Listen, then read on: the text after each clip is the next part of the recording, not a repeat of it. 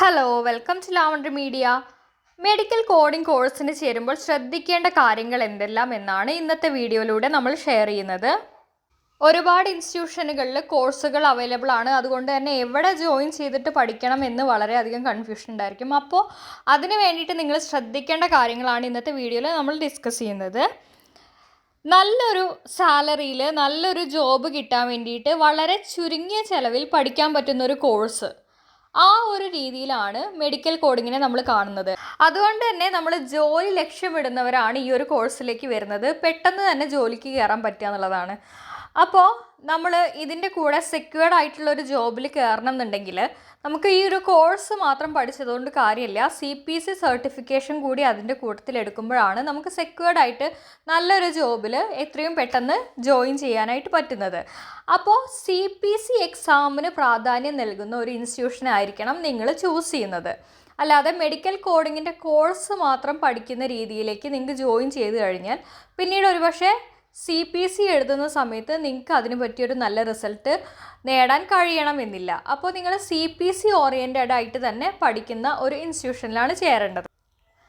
AAPC approved ഇൻസ്റ്റിറ്റ്യൂഷനിൽ തന്നെ പഠിക്കണോ എന്നുള്ള ഡൗട്ട് ഉണ്ടായിരിക്കും.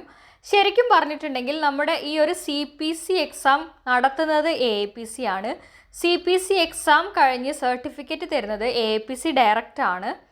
സോ അതുകൊണ്ട് തന്നെ നിങ്ങൾ ഏത് ഇൻസ്റ്റിറ്റ്യൂഷനിൽ പഠിച്ചോ ആ ഒരു ഇൻസ്റ്റിറ്റ്യൂഷനിൽ CPC അല്ലെങ്കിൽ AAPC അപ്രൂവ്ഡ് ആണോ അല്ലേ എന്നുള്ളതൊന്നും ഒരു ഇഷ്യൂ ഉള്ള കാര്യമല്ല.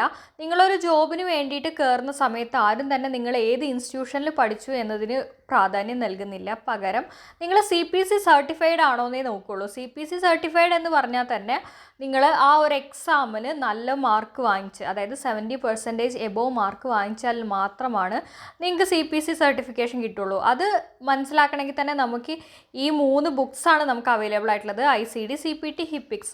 ഈ 3 ബുക്സും നന്നായിട്ട് പഠിക്കണം. Compliance and regulatory, anatomy portions എല്ലാം നന്നായിട്ട് പഠിച്ച ഒരാൾക്ക് മാത്രമാണ് ഈ ഒരു എക്സാമിന് പാസ്സാവാൻ പറ്റുള്ളൂ.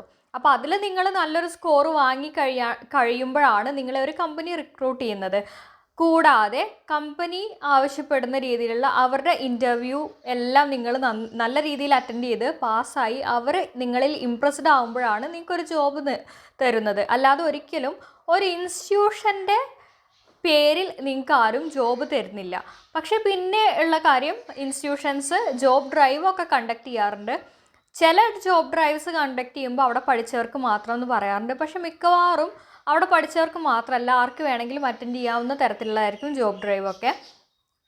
CPC എക്സാം സ്വന്തമായിട്ട് പഠിച്ചിട്ട് എഴുതുന്നവരും ഉണ്ട്. അവരും നല്ല രീതിയിൽ തന്നെ അവരാഗ്രഹിച്ച കമ്പനികളിൽ തന്നെ ജോലിക്ക് കയറാനും പറ്റിയിട്ടുണ്ട്. കാരണം അവിടെ ഇൻ്റർവ്യൂവിന് നിങ്ങളുടെ കഴിവാണ് അവർ ടെസ്റ്റ് ചെയ്യുന്നത്, അല്ലാതെ നിങ്ങളുടെ കയ്യിലുള്ള ഇൻസ്റ്റിറ്റ്യൂഷൻ്റെ സർട്ടിഫിക്കറ്റ് അല്ല. CPC സർട്ടിഫിക്കറ്റും അതിലെ മാർക്കും ഒക്കെ അവർ നോക്കും. പക്ഷേ നിങ്ങളുടെ കഴിവും നിങ്ങൾക്ക് ഈ ഒരു അനാട്ടമി ടെർമിനോളജിയിൽ എത്രമാത്രം അറിവുണ്ട് എന്നുള്ളതൊക്കെ അവർ ടെസ്റ്റ് ചെയ്യും. അല്ലാതെ ഒരിക്കലും ഒരു ഇന്ന ഇൻസ്റ്റിറ്റ്യൂഷൻ തന്നെ പോയി പഠിച്ചിട്ടേ കാര്യമുള്ളൂ അങ്ങനെ ഒരു കണ്ടീഷൻ ഇപ്പോഴത്തെ കണ്ടീഷനിൽ നമുക്കില്ല. ഇപ്പോഴത്തെ കണ്ടീഷനിൽ നല്ല ഫ്യൂച്ചറിലും അങ്ങനെ ഒരു കണ്ടീഷനില്ല. കാരണം അവർക്ക് വേണ്ടത് അവിടെ നന്നായിട്ട് വർക്ക് ചെയ്യുന്ന ഒരാളെ, അല്ലാതെ ഏതെങ്കിലും ഒരു ഇൻസ്റ്റിറ്റ്യൂഷനിൽ തന്നെ പെർട്ടിക്കുലറായിട്ട് പഠിച്ച ഒരാളെന്നില്ല. അതുകൊണ്ട് ആ ഒരു ബേസിസിൽ നിങ്ങൾ ഇൻസ്റ്റിറ്റ്യൂഷൻ സെലക്ട് ചെയ്യേണ്ട ആവശ്യമില്ല. നിങ്ങൾക്ക് നന്നായിട്ട് പഠിപ്പിച്ച് തരാൻ കഴിവുള്ള അല്ലെങ്കിൽ നന്നായിട്ട് അവിടെ നിന്ന് പഠിച്ചിറങ്ങുന്ന എല്ലാവരും പാസ്സാവുന്നുണ്ട് എന്നുള്ള രീതിയിലുള്ള ഒരു ഇൻസ്റ്റിറ്റ്യൂഷൻ നിങ്ങൾക്ക് ചൂസ് ചെയ്യാവുന്നതാണ്. പിന്നെ അടുത്തത് പറയാനുള്ളത് പ്ലേസ്മെൻ്റ് ആണ്. പ്ലേസ്മെൻറ്റിൻ്റെ കാര്യം പറയുകയാണെങ്കിൽ ഒരു കമ്പനിയിൽ നിങ്ങൾ ഇൻ്റർവ്യൂ ബോർഡിൻ്റെ മുന്നിൽ നിങ്ങൾ മാത്രമേ ഉണ്ടായിരിക്കുള്ളൂ. അല്ലാതെ വേറെ ആരും നിങ്ങളെ വന്ന് സപ്പോർട്ട് ചെയ്യില്ല. നിങ്ങൾ ഏതൊരു ഇൻസ്റ്റിറ്റ്യൂഷനിൽ പഠിച്ചാലും നിങ്ങളെ വന്ന് സപ്പോർട്ട് ചെയ്യില്ല. അപ്പോൾ ആ ഒരു ഇൻ്റർവ്യൂ ബോർഡിൻ്റെ മുന്നിൽ എത്തിക്കാൻ മാത്രമേ അവർക്ക് കഴിയുള്ളൂ. ബാക്കിയുള്ള കാര്യം നിങ്ങളുടെ കയ്യിൽ തന്നെയാണ്.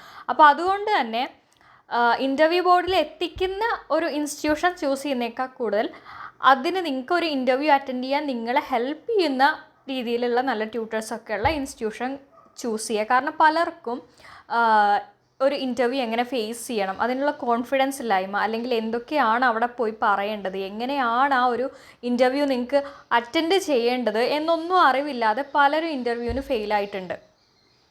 ഇപ്പോൾ ഫോർ എക്സാമ്പിൾ ഇൻ്റർവ്യൂ ബോർഡ് ഒരു ക്വസ്റ്റ്യൻ തന്നെ റിപ്പീറ്റഡ് ആയിട്ട് ഒന്നും കൂടെ ചോദിക്കുമ്പോഴേക്കും അയ്യോ ഇനി ഞാൻ എന്താ പറയേണ്ടതെന്ന് അറിയാത്ത രീതിയിൽ നിൽക്കുന്ന പലർക്കും ആ ഒരു സിറ്റുവേഷൻ കാരണം മാത്രം ജോബ് നഷ്ടപ്പെട്ടിട്ടുണ്ട്. അപ്പോൾ അതുകൊണ്ട് തന്നെ അവിടേക്ക് നിങ്ങളെ നല്ല രീതിയിൽ എത്തിച്ച് അവിടെ നിന്ന് നിങ്ങൾക്ക് നല്ല രീതിയിൽ ഒരു ഇൻ്റർവ്യൂ ബേസ്ഡ് ആയിട്ടുള്ള ഒരു കോച്ചിങ് കൂടി തരാൻ പറ്റുന്ന രീതിയിലുള്ള ഒരു ഇൻസ്റ്റിറ്റ്യൂഷൻ ചൂസ് ചെയ്യുക. അല്ലാതെ കുറേ ഇൻ്റർവ്യൂ ബോർഡിൻ്റെ മുന്നിൽ നിങ്ങളെ എത്തിച്ചതുകൊണ്ട് മാത്രം നിങ്ങൾക്ക് ജോലി കിട്ടില്ല. പിന്നെ CPC എക്സാമിന് നിങ്ങൾ പോകുന്നതിന് മുമ്പായിട്ട് വെറുതെ ഒരു കോൺഫിഡൻസ് മാത്രം കയ്യിലുണ്ടായിട്ട് പോവാതിരിക്കുന്നതാണ് നല്ലത്. അത്രയും നന്നായിട്ട് നിങ്ങൾ പ്രിപ്പയർ ആയി എന്ന് നിങ്ങൾക്ക് ഉറപ്പുള്ള സമയത്ത് മാത്രം CPC എക്സാമിന് ഡേറ്റ് എടുത്തിട്ട് എഴുതുക. അതുവരെയും നിങ്ങൾ പ്രിപ്പയർ ചെയ്തുകൊണ്ടേ ഇരിക്കുക. ഒരുപാട് ടൈം പ്രിപ്പറേഷൻ്റെ ആവശ്യം ഇവിടെ വരുന്നില്ല. വെറും 3 മാസം അല്ലെങ്കിൽ അതിലും കുറഞ്ഞ സമയം കൊണ്ട് തന്നെ നിങ്ങൾക്ക് പ്രിപ്പയർ ചെയ്യാവുന്നതേ ഉള്ളൂ. പക്ഷേ പ്രോപ്പർ ഗൈഡൻസ് കിട്ടിയില്ലെങ്കിൽ സമയം വെറുതെ കുറേ വേസ്റ്റ് ആവും എന്നല്ലാതെ അതുകൊണ്ട് പ്രത്യേകിച്ച് കാര്യമൊന്നും ഉണ്ടാവില്ല. അപ്പോൾ അതുകൊണ്ട് ആ രീതിയിലൊക്കെ മനസ്സിലാക്കിയ ശേഷം മാത്രം ഒരു ഇൻസ്റ്റിറ്റ്യൂഷൻ നിങ്ങൾ ചൂസ് ചെയ്യുക. അപ്പോൾ ഇത്രയാണ് ഇന്നത്തെ വീഡിയോയിൽ നമ്മൾ ഡിസ്കസ് ചെയ്യുന്നത്. ഇന്നത്തെ വീഡിയോ എല്ലാവർക്കും ഇഷ്ടപ്പെട്ടിട്ടുണ്ടാവും എന്ന് വിചാരിക്കുന്നു. ഇനി ഇതുപോലുള്ള നല്ല ടോപ്പിക്സൊക്കെ ആയിട്ട് അടുത്ത വീഡിയോയിൽ വീണ്ടും കാണാം.